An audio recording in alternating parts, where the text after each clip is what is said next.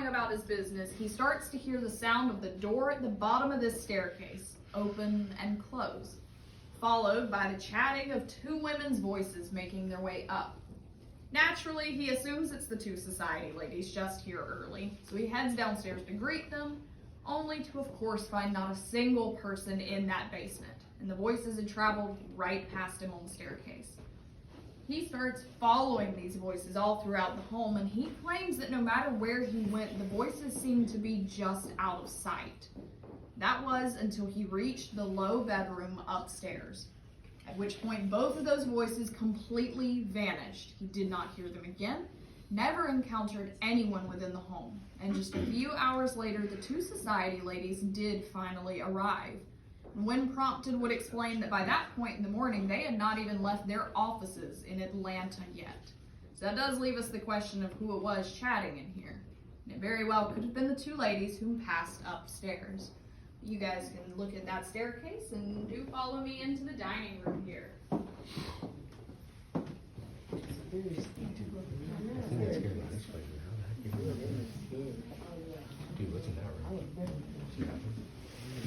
Now, that photo over there is the only known photo of Mr. Millage and his wife, Mosiano.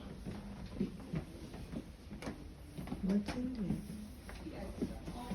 They're scared. Now, this lovely room would have been the formal dining room of the home, and it is by far one of the most lavishly decorated rooms in the entire home. Now, of course, the family, they would enjoy their meals around this table, but afterwards, this is where the men would gather to talk business and smoke hand-rolled cigars. Now, smoking's been banned in the home since the 50s, but that does not stop guests from still reporting to smell the lingering aroma of cigar smoke in this very room.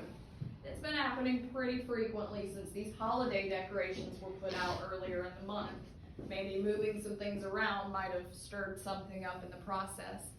But while we are here, guys, I do invite you to take photos into that mirror specifically, as it is not only beautiful, but it's also the location where several guests have caught the image of a 7-foot-tall man who seemingly has no eyes.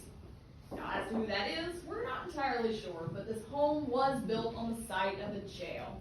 So any brave souls do snap some photos into there. And thank you guys for joining us in the Andrew Lowe House tonight. You are more than welcome to head back with your guide. We hope you enjoy the rest of your tour. Thank you. You're very welcome. No. not even close. That guy might be. I'm like, I see. Yeah, right there. Okay. Thank you guys for joining us. And if you have any questions, do feel free to ask.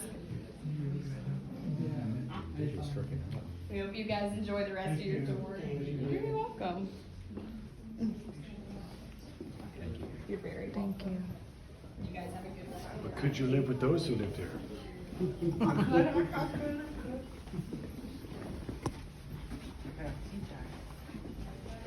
Okay, we're exiting the house.